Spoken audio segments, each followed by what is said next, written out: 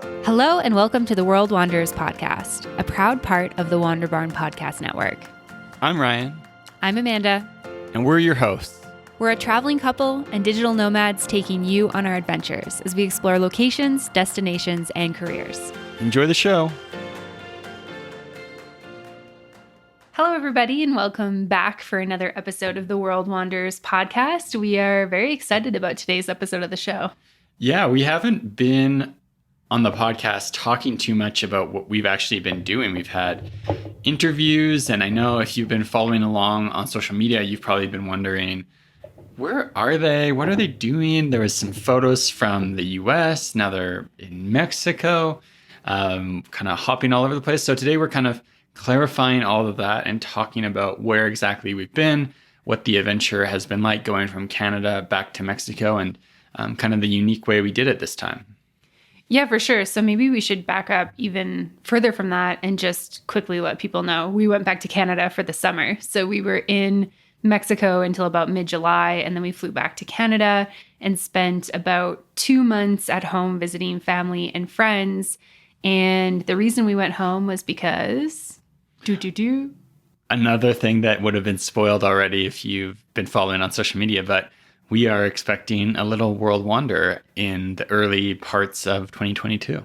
Yeah, for sure. So we are very, very excited to be welcoming a little wanderer into our little family, our little growing family. And so we made the decision to go back to Canada.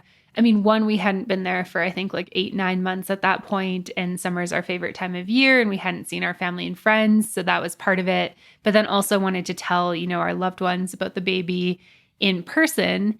And then while we were back in Canada, we were kind of considering, like, what are our options for returning to Mexico? At this point, we had decided that we were coming back to Mexico, that we were going to spend the fall and winter there, but we were kind of debating a couple of options, the obvious being flying, of course.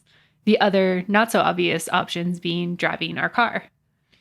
Yeah, so for kind of just background context, depending on where you've been listening, if you've listened to all the episodes, but in February of 2021, we got our Mexican residencies, and kind of just looking around the world, kind of what we were thinking about travel plans. We just have so much stuff that we're excited about in Mexico. We've got our residency in Mexico, and felt like Mexico was a place we wanted to be for the next little phase of our lives. And so we've also have a car back in Canada, have many things about our life set up in Canada, and just kind of looking at things and thinking, we're going to be spending more time in Mexico in the future. And especially with, having a little, I'll call it a little wanderer again, with us, that having our car could be really nice.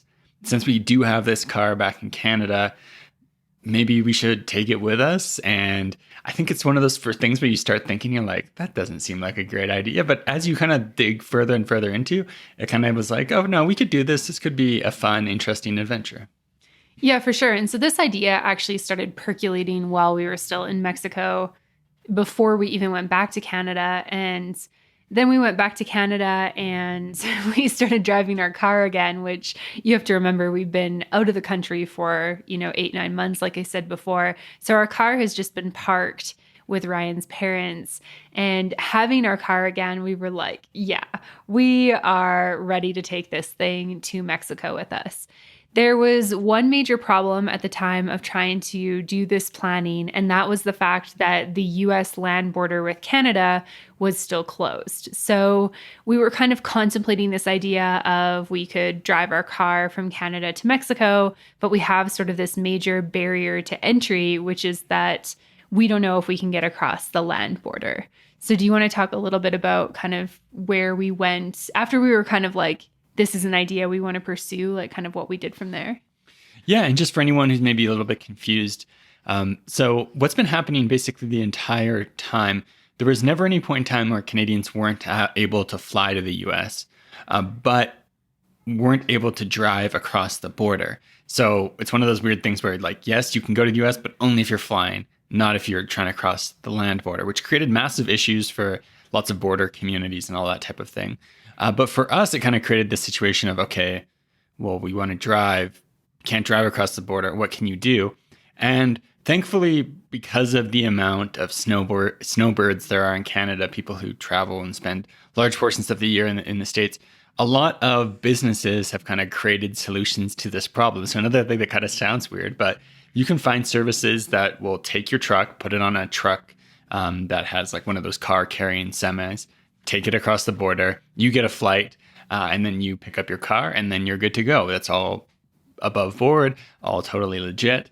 Kind of odd that we're in a position where this was happening. And as of some point in November, you are allowed to drive across the border. But at that time when we were doing it, you weren't. Yeah. And so a little bit of background context, because you were allowed to cross the border prior to November as a Canadian if it was quote unquote essential business. However, it's very challenging to kind of figure out what a border agent is going to determine as essential business. So what we did is we waited for the US was basically updating the border with Canada, like the rules every month. I think it was happening on like the 21st. So we waited until the 21st of August. So we'd been back in Canada for, I think, about a month at this point. They announced like, okay, it's closed for another month. So we hired an immigration lawyer for like a one-off call and gave him the context of what we wanted to do. We said, we're Mexican residents. We want our car in Mexico. Can we transit through the US to get to Mexico? He called the closest border crossing for us, asked them if they would let us through on that. They said no. So at this point, we kind of went down, the rabbit hole of like, what are our other options? And thankfully, because of all the craziness that's been happening with border closures and whatnot, there's some really, really great Facebook groups out there. And through a Facebook group, we found a recommendation for a company that is based in southern Alberta, just about, I guess, like two and a half hours south of Calgary, that basically like would transport our car to either Montana or Utah. And so we pretty much immediately hopped on the phone with them. We got some pricing quoted. We kind of walked through the process. What would it look like? Is this something we could actually do? And I think both of us were really surprised that the pricing was something we could afford. I think that this was something that I really thought prior to doing this was for people in maybe a much higher income bracket than ourselves. Yeah, it was honestly relatively affordable, especially when you consider. So we ended up deciding to ship our car from Alberta down to Utah, and then we were going to fly to Salt Lake City and meet up with the car. And so if you consider that driving distance and the money you save on gas, the money you save by not needing that accommodation because you're flying directly there, it honestly wasn't that much more than what those other costs were going to be. Of course, you have the flights on top of that, but we were able to get pretty affordable flights. So we decided, okay, this is what we're going to do. We're going to ship our car down to Utah, and we're going to drive it down all the way down and into Mexico. Yeah. And so you basically have to prep your car and drop it off like a few days before it's actually going to leave. So I think our flight to Utah was on a Thursday in mid-September, and we had to drop our car off on Monday. And so what we had to do was we had to drive from my parents' house, which live in like a small town outside of Calgary, to the airport. We had to pick up a rental car, which is like a whole insane story in and of itself, which maybe we'll save for another time. And then we convoyed, you drove our car, I drove the rental car down to Lethbridge, this smaller city in Alberta where we were dropping the car off. And we basically were like, okay, we'll see you in Utah. And we, paid, we gave them our keys, we handed our car over. It had to be totally empty. So the only thing that could be in there was like the manual and the spare tire. So everything was out of it. It was clean. And we were just hoping that it would make it there. And the car was actually traveling on the same day as us. And so once they had it, like knew which truck it was going to be on, basically we got like a tracking number and we were able to track it. So as we were like heading to the airport and then on our layover and then flying to Utah, we could see exactly where our car was. And our car actually beat us to Utah, beat us to Salt Lake City. So that was pretty cool. We arrived pretty late at night into Salt Lake City and had our car pretty early the next morning. I think it was like 7 a.m. Yeah, it's one of those weird things. I feel we've never done anything like that before. So we could watch the tracking and then knew when it got there, but also had like, we're like, I hope the car is okay. I hope that they found a way to lock it and had the keys in there, because that was kind of a point of confusion of how that was going to work. But yeah, we were able to get out the next morning, get our car. And I feel like that, just kind of doing any travels over the past, I guess, however long it's been, 18 months. It's always this process, I think, for both of us of like, you can never really be sure that things are going to happen, because things seem to pop up, get in the way. So for us, this whole plan of like, okay, figuring out, one, getting the car across that border, and then two, doing all the research into like the next steps, which we'll dive into more in a bit, of getting it across the next border. But also just like, is this actually going to happen? Because one of our things we were doing, and part of the reason we were going with this plan, was we wanted to spend some time with visiting friends in Texas. And we were like, is this actually going to happen? Who knows what's going to happen? And so to pick up the car in Salt Lake City and be like, oh, wow, the car's here. It's great. We've got everything in place. We're good to go. It's kind of quite a feeling of like excitement and relief. Yeah, for sure. I mean, I feel like there was just so many things that week. Like we had, going to pick up the rental car, and we've had these like traumatizing experiences with rental cars in the past. And I walked into the airport and it was absolutely insane there. And I was like, oh my God, just please tell me that this is going to be fine, because I have no idea how we're going to like get between these two cities if we can't get this rental car. And then the next day we had to get our COVID tests. We had to get our antigen test to fly into the US. And so that's like an extra stressor of just traveling right now during these pandemic times, is that even if you're completely healthy, there's like this kind of fear of like, what if it comes up positive? Like, what do I do? So I think getting our negative tests back was really relieving. And then, it was just like one thing after another. We had a doctor's appointment for the baby. Everything was really good with the baby. So we were like, okay, sweet, we're good to go. Now we just need to get on the plane. My bag was overweight, and thankfully, like the flight attendant was really gracious with that. So I feel like everything just went really well. And then getting there, we were just like, hopefully the car is where it's supposed to be, and hopefully everything's fine with it and nobody's stolen it overnight. Or, there's just all these like worries when you're doing so many stages of a trip, I think. Yeah. And so we got our car, and we both driven a whole bunch in the States, so feel very comfortable. We'd driven in Colorado only a few months beforehand. So our route was from Salt Lake City in Utah up and into Colorado, kind of through Denver. And then we stayed a night in Pueblo, which is in southern Colorado. And then you go from there down into New Mexico, over into Texas. We spent a night just outside of Dallas before continuing on the final day to Austin. Which was a pretty fun drive, especially driving through the mountains between Utah and Colorado is beautiful. And then Texas has its like charm, especially just open fields, open skies, for a long time before getting actually into Austin. And then our plan was to spend some time in Austin before making the next big step of the journey, which was driving onwards to Mexico.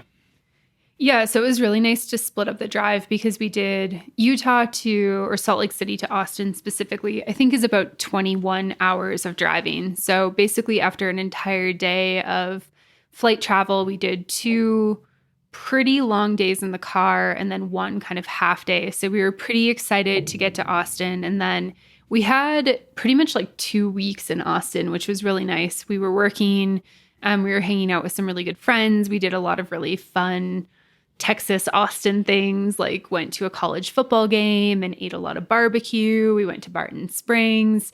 So we got a really solid visit in. And then kind of close to, nearing towards the time that we were leaving, we had to do a little bit of preparation for our trip, because we still had, I guess, at that point, probably 20 more hours of driving before getting to Queretro, where we're now living in Mexico. Yeah, I think if you look on the map, it was like 13 or 14, maybe 15 from Austin down to here.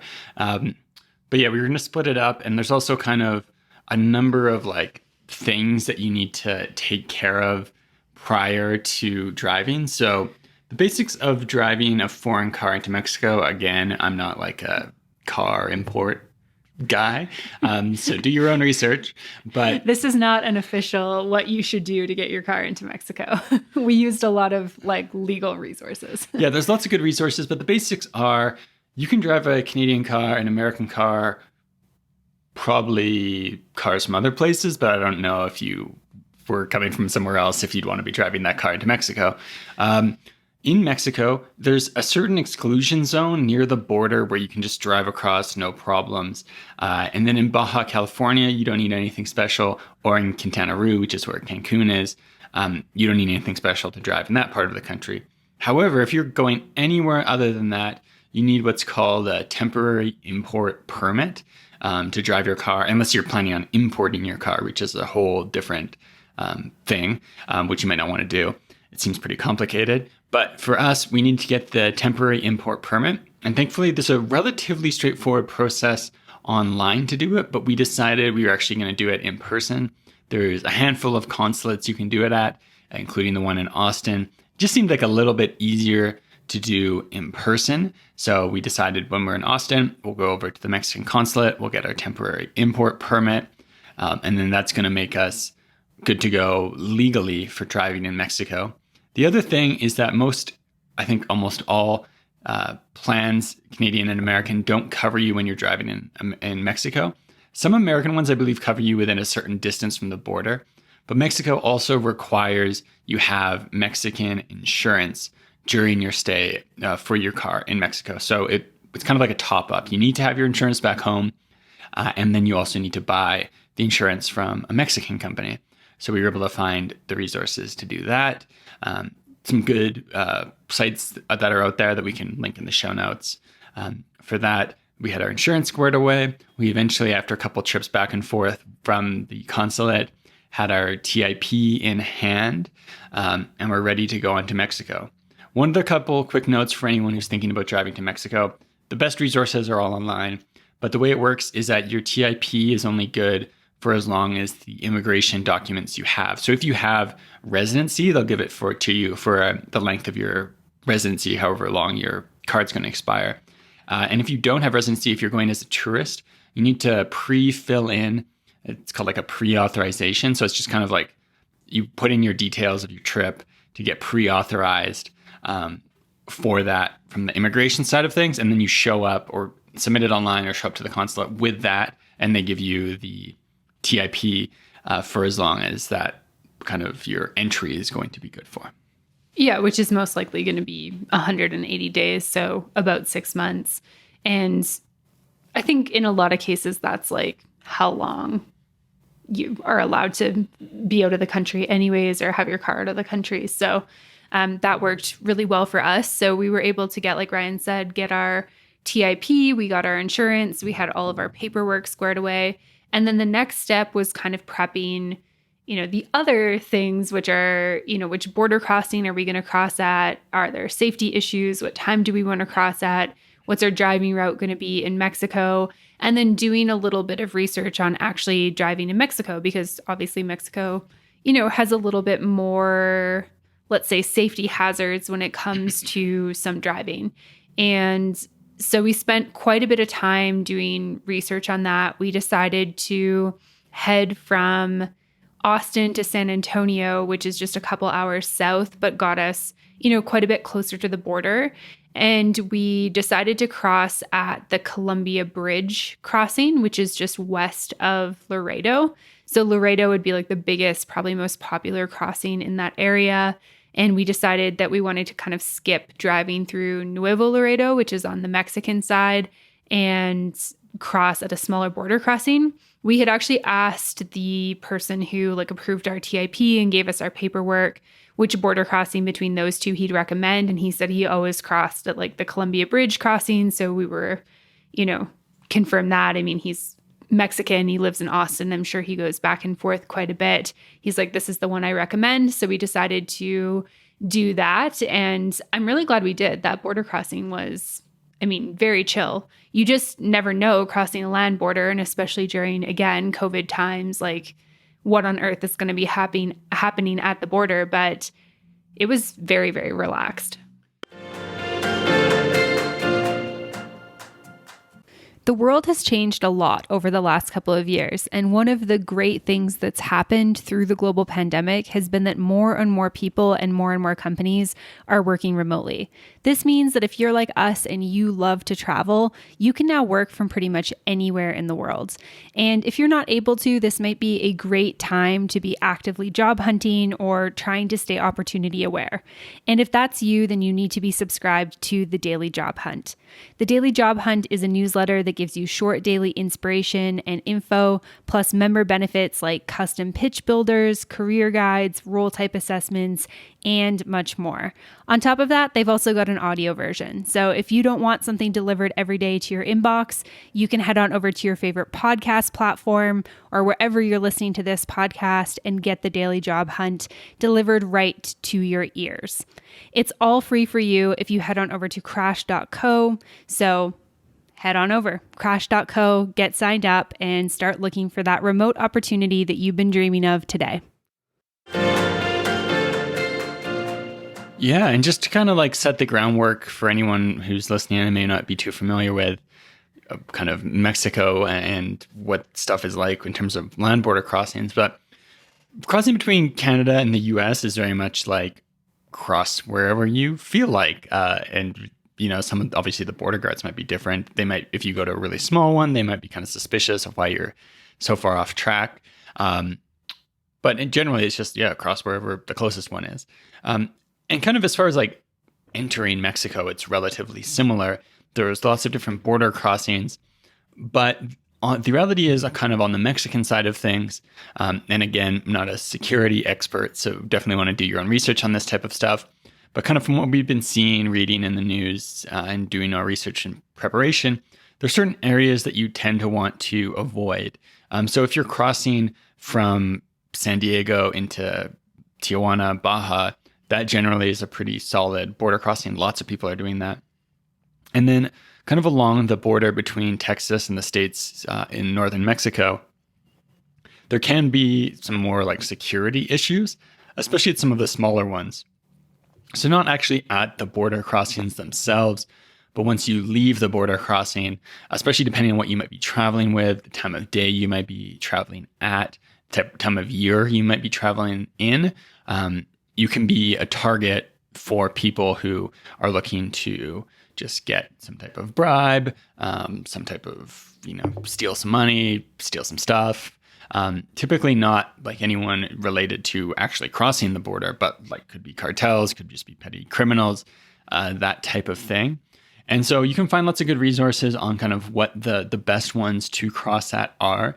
The general tips are: one, cross early in the morning, the break of day, and get through that border area quickly as possible. It seems like Laredo to Nuevo Laredo in the past had some issues, but now they do a bit of a convoy where all the cars cross in the morning. They get escorted by police through Tamaulipas and kind of closer to the border of Nuevo Leon, where a lot of those issues don't seem to be as much of a thing. And so what our route was Columbia Bridge, which is a smaller border crossing. Honestly, it was like super duper chill. I think we were one of two cars while we were there. And then we kind of went back towards Laredo. You miss Laredo, the city, and then continue into Nuevo Leon. And yeah, seems like in Nuevo Laredo, there can be some issues, especially if you're trying to cross later in the day or at night. And then as well, some of the other border crossings where you're going from Texas into Tamaulipas. At least the words that you hear and see online can be more tricky. It seems like closer to Christmas in January, especially people who are traveling with lots of stuff. And if you're crossing later in the day, that can make you a target. And some of the things that people do are kind of box off your car and come up to you and maybe demand money, maybe quickly want to like try to grab some of your stuff. Things like that can happen. So the other thing that we were kind of thinking about preparing for was, if something like that did happen, would we have kind of the important things safe, and things that we could kind of give and keep moving? I know it kind of sounds crazy to talk all that through, but that's kind of the general overview of the safety question when it came to crossing.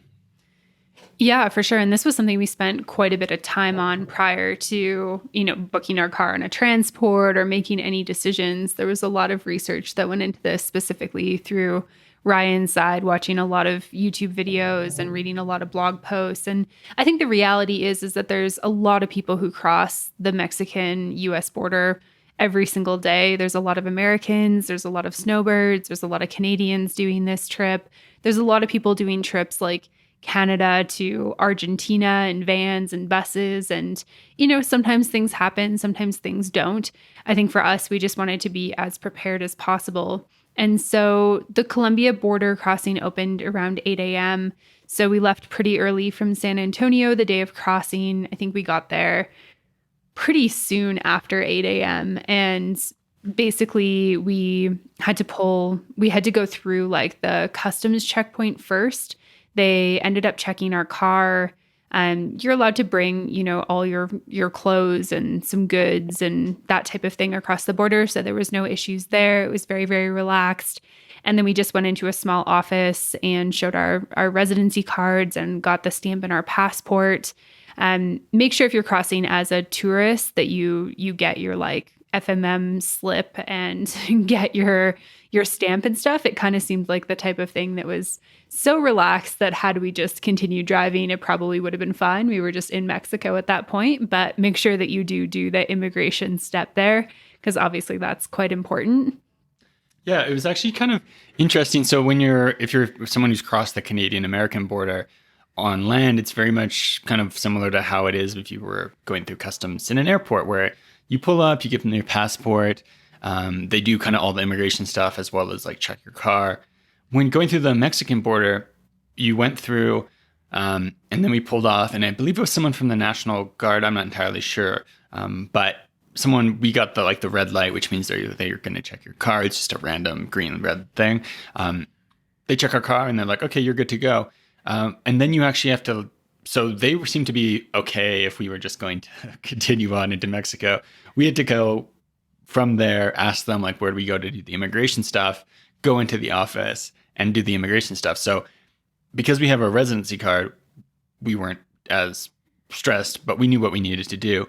But if you were entering as a tourist and didn't know this, you might just go on. But then if you didn't have your, called the FMM slip, then you wouldn't like legally be in Mexico. And then that could create problems for you with leaving and down the road. So definitely something that's important to do and to make sure you've got squared away.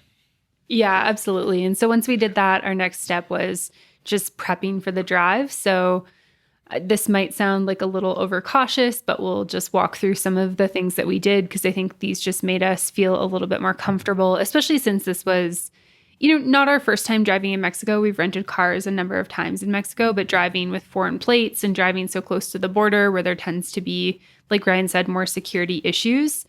So we basically just put our valuables like on our person. So they were kind of hidden away, like the cards and identification and stuff that we really wouldn't want to get stolen. Our phones were like tucked away so that they weren't super obvious. And we had, kind of like a second wallet or like some cash ready in case we got something stolen. And then we had actually pulled our laptops out of our backpacks and tucked them underneath like the floor mats in the back seat. So if somebody, just opened the back door and took a backpack, they weren't getting like passports, laptop, iPad, everything. They were just getting some of that type of stuff. So we basically did like a break up the valuables, hide the most valuable stuff. Each of us had some money on our person. We had some money like easily ready if somebody was like looking for a bribe or something like that. And basically had like our most important electronics kind of tucked away. And, we're just paying attention and, driving relatively cautiously and alert and stuff. And we didn't see anything that was sketchy at all. We didn't see anything that was weird. We didn't have any issues kind of driving in the state of Tamaulipas, which is where a lot of this does happen. We were able to circle all around Nuevo Laredo, which was really great. And we ended up getting to a toll booth at the exact same time as the convoy that would have come through the other border crossing. And it was actually pretty cool because we ended up crossing through the toll booth. And then right behind us was this older couple from British Columbia. And we could see their like BC plates. And so they obviously saw our Canadian plates as well and pulled up beside us. And we had a nice little wave. And we pretty much convoyed with them all the way to Monterey, which is probably 2 hours from the border, 2.5 hours. Yeah, about that. Yeah, and so just a couple quick more notes on the crossing, because depending on your perspective, it could sound a little weird. The way we kind of think about risk when we travel is we're going to do kind of I guess a way to think about it would be prepare for the worst and kind of just expect for something better than that. And so we've traveled lots of dangerous places or lots of places where there are risks. And it tends to be if you go somewhere new, if you go to a hostel, you go to a hotel, you do your research, people give you pretty clear rules for how to operate. So an example of this might be you get to a new city and people might say, don't walk in this area after dark. Or like, so for example, for us going to Buenos Aires, people said, don't go to La Boca after dark by yourself. People who did that seemed to have issues. People who didn't were fine. In Rio, lots of people were getting kind of mugged. They're just like, just prepare like you might get mugged. And so you wouldn't be upset if you lost anything that you have on you. And then you do that and you're kind of just free to enjoy yourself. And so that's kind of been our way of operating is like, we're not too afraid to do things that people might think are risky. We just kind of pay attention to what the people there are saying about the best things to do and kind of follow those like, rules in air quotes. And so when it came to the border stuff, what it seemed like is, yes, if you look at the total number of instances, there are more robberies and kind of negative events in that close border northern Mexico zone than there are in the US or Canada, of course. That number is relatively high. So if you go on YouTube, you read the news, you can read about bad stuff happening. But if you think about it as like a percentage chance of happening to one individual, that's still a very low percentage. And the things you can do are kind of prepare to make that as low as possible. And then if kind of bad luck strikes, be prepared for dealing with that. And so for us, it was, okay, if you cross at the smaller border crossings and follow the big highways, especially the toll highways, that seems to be very good, very safe. And then the things that might happen tend to be someone might box your car off and then demand a certain amount of money for like crossing through a certain area, or just like, you know, give me your money, or maybe they want to like open it up and they'll just quickly take the things that appear to be the most valuable. And so like Amanda said, we just kind of prep for that just in case it happens. So if someone came up and was like, give me your wallet, like here's a wallet with money in it, but maybe not all of our valuables in it. So we ended up having a beautiful, easy, relaxed drive. But doing all that preparation, I feel like just helps us be relaxed, and also just in case something bad was to happen, knowing that like we've minimized our chances as much as possible. So there'd never be any sense of regret for like, oh, we should have done this differently. Yeah, for sure. And I think this is something, like you said, we've kind of always taken this approach on our travels. This is nothing new. And, you know, for some people, it might seem like, oh, it's a lot of work to separate your stuff. But for me, the like 5-10 minutes that it took me to separate my wallet and my valuables and, you know, put a little fanny pack on myself and hide my laptop is like 100% worth it to me if my backpack had gotten taken. Like it would take me way, way longer and way more money to replace all the things that would have gotten taken. So we've just always kind of looked at that. I mean, we traveled a lot of bus travel like a decade ago in Southeast Asia. And there was a lot of like, you know, people will be in like the storage area of the bags, like going through bags. So don't put your valuables there. Like it's always been worth it to me to kind of just make the effort to be like, okay, if somebody wants to steal my stuff, the thing that's going to be on top is like my dirty underwear and a stinky bathing suit, not my iPad, you know? So that's the way that we just kind of approached it. And I think that it was definitely worth it for us to just really be pretty relaxed crossing the border. And within, I think it's like 40 kilometers or something of the border, you're out of the state of Tamaulipas, you're into the state of Nuevo León, which is where Monterey is. And it's a lot safer there in terms of like the highways, and you get on a great toll road. And honestly, like the highways are great there. In terms of the actual driving, I really didn't feel like I was like we could have still been in America for all I knew. in terms of like the conditions of the road and just the way that the actual experience was. And so we drove on our first day from San Antonio to Saltillo, which is in the state of Coahuila. And so we went Nuevo León, Tamaulipas, Nuevo León, Coahuila. Yes. And Tamaulipas and Coahuila were both new states for us. So it was kind of fun to drive through these states, tick off some new states, since one of our goals is to go to all the states in Mexico. We'd never been to Saltillo before. We stayed overnight there. I think we arrived like kind of mid-afternoon, checked into our hotel. We were able to just get some food, relax. And then we had a pretty long drive our next day from Saltillo to Queretro. I think it was about 8 hours of driving, a little less. Maybe a little less. Yeah, we had originally been thinking of trying to do it all in one shot. But then I think it was a day before doing the crossing, just kind of thought, you know what, it'll be just a lot more mentally relaxing doing the whole thing. Because sometimes crossing the border apparently can take longer, depending on, maybe you get caught up behind a bunch of cars, maybe you get searched and it takes a long time, whatever it might be. So we were just thinking, hey, let's just have a shorter spot in mind so that we drive a couple hours to the border, we cross, we drive where we need to go, and then give us ourselves a shorter drive the rest of the way. So that's what Saltillo ended up being for us. It was kind of cool as well, just to spend a night in Coahuila. We also checked out Tim Hortons in Monterey, which was fun. Got a coffee from there, which I'm not the hugest fan of Tim Hortons coffee, but it's kind of just fun to see this Canadian thing in Mexico. And then, continued on down through. So you go from Coahuila back into Nuevo León, into San Luis Potosi, into Guanajuato, before getting to Queretaro. And it was kind of funny. I think the feeling of like pulling into Queretaro, a place where we've been before and kind of know. So it was like all this new stuff and then pulling in here and we're like, wow, we really made it here. It's kind of crazy. Was a pretty cool feeling to be like driving our car into Querétaro, Mexico. Feels like a world apart from Canada.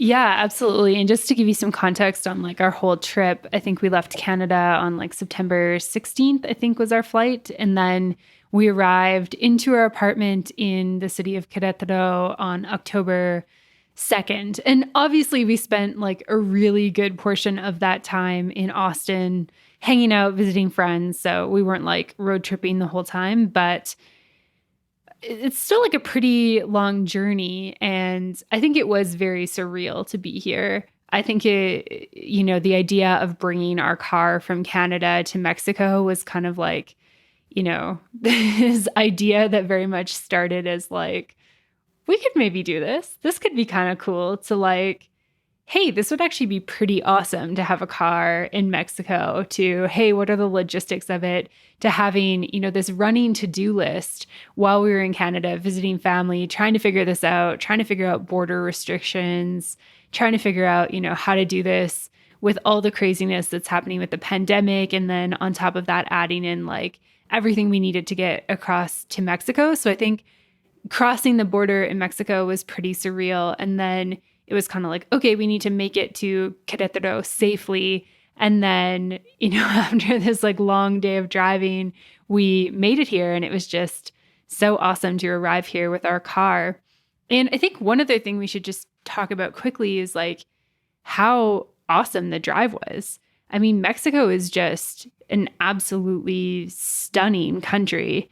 And I think, anyone who's been to Mexico knows that. But driving from kind of this like northern area that's very much like Texas, and then kind of immediately getting into some high altitude, a lot of mountains. We saw a lot of like crazy plants and cacti and went through a lot of really cool valleys and that type of thing. I mean, the landscape is just pretty incredible as we were driving. Yeah, really cool as well, just to see a part of the country that you never would see, like if you're just flying from place to place. So it's interesting. You go from southern Texas, which is very flat, and then you start driving into, you go first into Tamaulipas, then into Nuevo León, and then all of a sudden you start getting into the mountains. You start climbing. You go up to more of like kind of a dry, deserty plain. And yeah, just through all sorts of different environments, and you get to see kind of some smaller villages and stuff, stop for lunch in a few smaller places. And yeah, just kind of a really fun, interesting experience to get to see all of that stuff as well. One other thing that I forgot to mention earlier of a note when it kind of comes to safety stuff as well is that it's interesting going from Texas, where the speed limits are very high. You get into Mexico, often the speed limits are 80.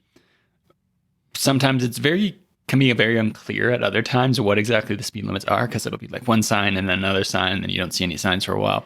Sometimes the signs are different on either side of the road. Yeah. And so one of the things you want to do is just make sure you follow the speed limit, even as hard as that can be at times. If it says it's 80 and there's cars ripping past you, just so you don't end up getting like pulled over or something. So we tried to do that, take it slow, enjoy the drive, not be in a rush, which helped having that extra night stopover as well.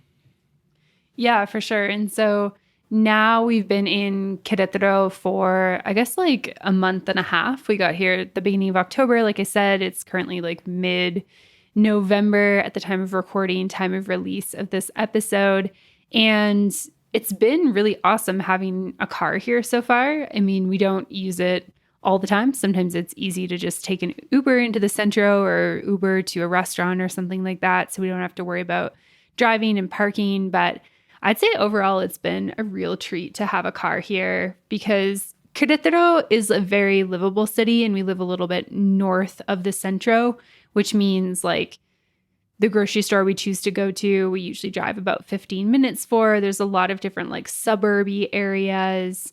So we'll often drive there. You know, we have friends who live out in suburbs. And then we've also been able to take, you know, a couple of cool road trips and just on the weekends get out of the city. And one of the things that's really amazing about this city and this particular area of Mexico is the landscape. There's a lot of farms, there's a lot of wineries, there's a lot of cheeseries.